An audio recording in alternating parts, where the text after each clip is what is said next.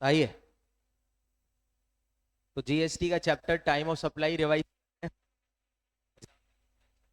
आएगा। क्या है चैप्टर का? टेक्निकली अगर देखें तो चैप्टर हम पढ़ चुके हैं, तो हमें पूरा पता है कि क्या है लॉजिक। जनरली इस चैप्टर में मेरे को एक डेट ढूंढनी है, और वो जो डेट है उसी डेट के प्रोविजन से, उसी डेट के लॉ से मेरे को अपनी सप्लाई का जीएसटी पे करना होता है। जैसे इनकम टैक्स में पीवाई की इनकम पे एवाई के लॉ लगते हैं, इसी तरह से जीएसटी में किसी भी सप्लाई का जीएसटी निकालते वक्त उस सप्लाई के टाइम ऑफ सप्लाई के दिन के लॉ लगते हैं। क्या बोला मैंने? उस सप्लाई के टाइम ऑफ सप्लाई के दिन के लॉ लगते। तो टाइम ऑफ सप्लाई डिटरमाइन करने के दो केसेस थे, 12, 13। 12, सबसे पहले गुड्स की बात करते हैं। 12/2, 12/2 ऐसे गुड्स का टाइम ऑफ सप्लाई निकालने का था जो कि एफसीएम वाले हैं। एफसीएम क्या होता है भाई? इन पे एफसीएम सप्लायर पे करता है, फॉरवर्ड चार्ज। तो ऐसे गुड्स का टाइम ऑफ सप्लाई निकालने के लिए मात्र आपको 2 दिन चाहिए होते थे। एक चाहिए होता था एक्चुअल डेट ऑफ इनवॉइस, और एक चाहिए होता था last date of invoice. Payment की डेट नोटिफिकेशन के थ्रू इरेलीवेंट हो चुकी थी इस वाले 12/2 के केस में। तो एक्चुअल डेट ऑफ इनवॉइस तो बहुत इजी होता है, क्वेश्चन में आराम से मिल जाता है। Last date of invoice question में मिलता नहीं है, आपको दिमाग से निकालना पड़ता है। इसके लिए आपको सेक्शन 31 के जो प्रोविजंस है वो यूज करने पड़ते हैं, जिसमें कि आपने सीखा था मूवमेंट इन्वॉल्व हो नहीं हो तो कैसे कैसे बिल की लास्ट डेट आती है, तो वो वाली डेट से निकलती है। आगे, वैसे मैंने कहा था कि पेमेंट की डेट इरेलीवेंट है, पर पेमेंट की डेट इस सेक्शन में इरेलीवेंट है, बाकी जगह जगह जगह काम आती है। तो अगर पेमेंट की डेट क्वेश्चन में कभी ना गिवन आए तो उसको निकालने का तरीका बहुत ईजी होता था। आपको 2 दिन चाहिए होते थे अगर पेमेंट की डेट आप सप्लायर पॉइंट ऑफ व्यू से निकाल रहे हो, क्योंकि एफसीएम वाले सप्लाई के केस में time of supply supplier determine कर रहा होगा, तो उसके लिए पेमेंट की डेट होती है date of entry in the books और date when payment is credit in the bank account whichever is earlier. पर 12/2 में ये डेट किसी काम की? अरे बोल दो, किसी काम की नहीं है एक्चुअल में, ध्यान रखना। आइए, अगला था 12/3, ऐसे गुड्स का टाइम ऑफ सप्लाई जिसपे क्या लगता है? आरसी। आरसीएम वाली सप्लाई है कि एफसीएम वाली सप्लाई है? गुड्स के केस में तो कंफर्म गिवन आएगा, क्योंकि आपके कोर्स में एफसीएम आरसीएम जज करना गुड्स का नहीं। पर मैंने पहले ही बोल दिया था सर्विस के केस में ऐसा जरूरी नहीं है कि दें एफसीएम वाली सर्विस है कि आरसीएम, क्योंकि आपके कोर्स में वो सारी सेवाएं हैं जिसपे क्या लगता है? आरसीएम। कि मैंने मैं रिपीट कर रहा हूं वापस।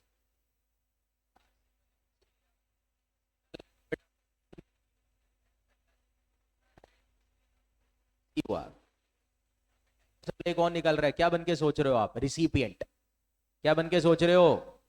क्योंकि आरसीएम में जीएसटी देने की जिम्मेदारी रिसिपिएंट की होती है, तो टाइम ऑफ सप्लाई रिसिपिएंट निकाल रहा होगा। तो डेट, क्योंकि यहाँ पे रिसिपिएंट के हिसाब से डेट ऑफ पेमेंट चाहिए, तो पेमेंट की डेट क्या होगी? रिसिपिएंट के हिसाब से पेमेंट की डेट क्या होगी? एंट्री इन द बुक्स और date when payment is debit in the bank account whichever is earlier. बोलिए, इस बात है। बोलो कौन सा दिन? इनवॉइस की डेट का 31st डे, इनवॉइस की डेट का 30 दिन के बाद वाला दिन, मतलब 31वां। तीनों में से जो जल्दी आएगा वो आपके लिए टाइम ऑफ सप्लाई है। यहाँ पे मैंने आपको बाद में भी एक बात लिखवाई थी। क्या बात लिखवाई थी मैंने? कि अगर ये पैरामीटर से टाइम ऑफ सप्लाई निकल रहा है, तो मैंने कहा था दिन रिसिपिएंट ने अपनी बुक्स में शीट की एंट्री, उसको टाइम ऑफ सप्लाई मान लेंगे। रेसिडुअल केस था इसके अंदर, मैं आपको बोला था कि इसमें लिख लेना, और ये केस फिर बाद में जाके 2-3 जगह जाता था। आइए, अगला आपके सामने आता था 12/4, वाउचर के थ्रू जो गुड्स बेचे जाते हैं उनका टाइम ऑफ सप्लाई क्या आता है? ध्यान से सुनना, मैंने पहले भी कहा था अभी भी कहता हूं, यहाँ पे आप वाउचर का टाइम ऑफ सप्लाई नहीं निकाल रहे हैं, क्योंकि मैं वाउचर नहीं बेच रहा हूं। मैं वाउचर के थ्रू गुड्स बेचने वाला हूं, इसीलिए मैं गुड्स का टाइम ऑफ सप्लाई निकाल रहा हूं। पर ऐसे हूं जो वाउचर के थ्रू बिकते हैं, तो बहुत इजी होता था। बोल दीजिए जल्दी से। अगर मुझे पता है वाउचर इशू करने के दिन की उससे क्या बिकेगा आइडेंटिफिएबल है, तब तो वाउचर इशू करने का दिन। और अगर ये नहीं पता कि क्या बिकेगा, तो बोलना है ना कुछ तो बोलो तो सही, कुछ बैठे रहे तो भाग लेते रहे। तो जिस दिन वाउचर क्या करवाएगा कस्टमर रिडीम, उसको टाइम ऑफ सप्लाई बोलेंगे। किसका टाइम ऑफ सप्लाई है, वाउचर का कि अचानक ना, पहले भी कहा था। ये तो बकवासी होता था। 12(5) रेसिडुअल केस में या चोरों के कभी जीएसटी वसूल होता था। तो यहाँ पे मैंने आपको कहा था दो केस होते थे, या तो रजिस्टर्ड चोर या फिर अनरजिस्टर्ड चोर। याद करो मेरी बातें। अगर रजिस्टर्ड चोर के इधर रेसिडुअल केस की जरूरत पड़ती है तो टाइम ऑफ सप्लाई माना जाता है जिस दिन उसका रिटर्न भरने की ड्यू डेट थी। बताइए क्या थी? जिस दिन रिटर्न भरने की थी। मतलब मान के चलिए कि मैं एक रजिस्टर्ड व्यापारी, इधर एक सर्च की गई, जांच की गई डिपार्टमेंट के द्वारा और पता लगा कि मैंने 12 अप्रैल 2024 की एक सप्लाई का जीएसटी नहीं दिया है। तो वो जो 12 अप्रैल 2024 वाली सप्लाई का जीएसटी मैंने नहीं दिया है, सर्च में पता लगा है, इसका मतलब ना मैंने उसका बिल बनाया होगा, ना कोई डॉक्यूमेंट होगा। तो उस सप्लाई का टीओएस कब आएगा? टेक्निकली उसका टीओएस आएगा जब उस सप्लाई की due date of filing return आती है। तो आप खुद बताइए 12 अप्रैल वाली सप्लाई की due date of filing return कब आती है? 20 मई आती है। तो टाइम यानी ड्यू टाइम ऑफ सप्लाई क्या हो जाएगा? 20 मई। बोलिए। पर अगर बाय चांस जिस व्यापारी के इधर सर्च या जांच की गई है वो अनरजिस्टर्ड हो, मतलब वो कौन सा चोर हो गया मेरे लिए? अनरजिस्टर्ड चोर। तो उसके लिए टाइम ऑफ सप्लाई हमेशा आएगा जिस दिन वो पेमेंट करेगा टैक्स का। क्या करेगा बताइए? पेमेंट करेगा। ये देखिए 12(3) में, 12(3) में मैंने कहा था कि अगर नॉर्मल पैरामीटर सेट 12(3) का टाइम ऑफ सप्लाई ना लिखे तो जिस दिन गुड्स की एंट्री रिसिपेंट ने अपनी बुक्स में करी उसी को क्या बोल देंगे? टीओएस बोल, रेसिडुअल पॉइंट। ये रेसिडुअल पॉइंट 12(2) में नहीं है, 12(3) में ही है। आगे जाकर आपको पता ही है कि ये 13(2) और 13(3) में भी लगता है। अरे सर्विस के दोनों केस में लगता है। चलिए 12(6), 12(6) है ये। 12(6) इंटरेस्ट और लेट फीस जो पेमेंट होती है ग्राहक से मुझको मिलता है, उसका टाइम ऑफ सप्लाई कब आता है? तो याद करना जिस दिन वो पे करेगा। अरे याद करिए, याद करो। एक और चीज, इंटरेस्ट और लेट फी अगर कोई रिसिपेंट से मैं चार्ज करता हूं तो उसे वैल्यू ऑफ सप्लाई का पार्ट भी माना जाता है। जीएसटी लगता है उस अमाउंट पे।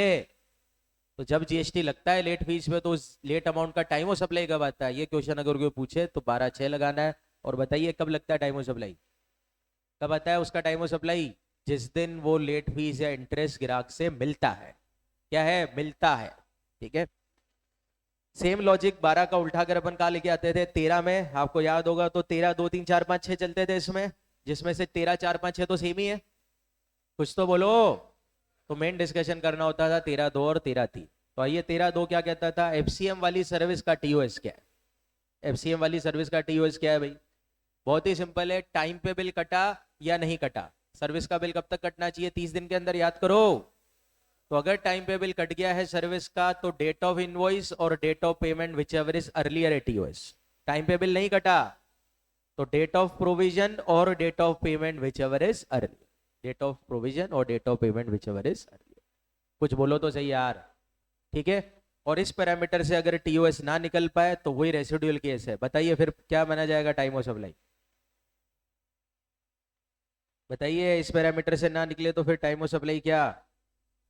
वही जिस दिन एंट्री करी किसने? रिसिपेंट ने अपनी बुक्स में उस सर्विस की। रेसिडुअल केस यहां पे भी लगेगा, वो जो अभी मैंने आपको पढ़ाया था। इसमें मैंने आपको एक चीज बता दी थी, क्योंकि यहाँ पे डेट ऑफ पेमेंट रिलेवेंट है तो मैंने आपको एक शॉर्टकट रटाया था कि एडवांस अगर मिला है तो एडवांस जितना भी मिले उसका टीओएस तो एडवांस का दिन मान लेना, और बचे हुए पेमेंट का टीओएस आप इस नॉर्मल रूल से निकालें। मतलब अगर 5 लाख की सर्विस है और 1 लाख ग्राहक ने एडवांस दे दिए तो 1 लाख रुपए का टीओएस तो कंफर्म डेट ऑफ पेमेंट है। बोलो। और बाकी के 4 लाख की सर्विस का टीओएस फिर आपका टाइम पे बिल कटा नहीं कटा वाले रूल से निकाल लेना। कुछ तो बोला करो यार। ऐसे बैठे हुए जैसे पहली बार पढ़ा रहा हूँ यार मैं। यार ये सब पढ़ा दिया है मैंने पहले। आगे आपके सामने इसमें एक और पॉइंट था कि अगर 1000 रुपए तक का छोटा सा एडवांस मिलता है बिल के ऊपर मेरे को ग्राहक से, तो मैं चाहूं तो अपनी इच्छा से उसका टीओएस इनवॉइस की रेट को मान सकता हूं एडवांस की रेट को मानने के बजाय। आगे रिवर्स चार्ज वाली जो सर्विसेज होती है उसका टीओएस क्या होता है भाई? तो उसका टीओएस होता है दो में से जो भी दिन जल्दी आए। एक तो वही डेट ऑफ पेमेंट और एक यहाँ पे कौन सा दिन चाहिए होता था? 61वां दिन बिल का 61st डे यानी कि 60 दिन के बाद वाला दिन, which ever is earlier. Payment की रेट यहाँ पे रिसीवेंट वाली निकालनी है, मतलब वो डेबिट इन बैंक वाला चलेगा यहाँ पर। आगे यहाँ पे भी वही है, अगर अबव पैरामीटर से टीओएस ना निकल सके तो इस सेवा का भी टीओएस होने वाला है जिस दिन रिसिपेंट ने सर्विस की एंट्री अपनी बुक्स में करी है। आगे इंपोर्ट ऑफ सर्विस पे आरसीएम लगता है, इसीलिए मैंने कहा था इंपोर्ट ऑफ सर्विसेज का टीओएस निकालते समय भी 13(3) ही लगाना है। बट अगर import of service associated person से करा है आपने तो 13(3) का जनरल नियम मत लगाना, ये यूनिक नियम लगाना। और वो यूनिक नियम होता था TOS is equal to date of payment और date of entry of service in the books of account of recipient, यानी यहाँ पे 61वां दिन काम में नहीं ले रहा आपको। वापस से मैंने क्वेश्चन कराते वक्त क्या बोला था कि simply import of service associate से नहीं है तो ऊपर वाला नियम लगाना, और इंपोर्ट ऑफ सर्विस भी दिखे और एसोसिएट भी दिखे तो सेकंड वाला नियम लगाना। गड़बड़ मत करना, एग्जाम में हर टाइप के क्वेश्चन आपके उसमें थे भी। तो ये आपके सामने हो गया। और बाकी 13, 4, 5, 6 जस्ट कॉपी कर लो 12, 4, 5, 6 की, जो आपने कॉन्सेप्ट वहां पे सीखा वो यहाँ पे भी लागू करना है। तो दैट्स इट, ये आपका चैप्टर खत्म हो गया। क्या नाम है? टाइम हो सकता है।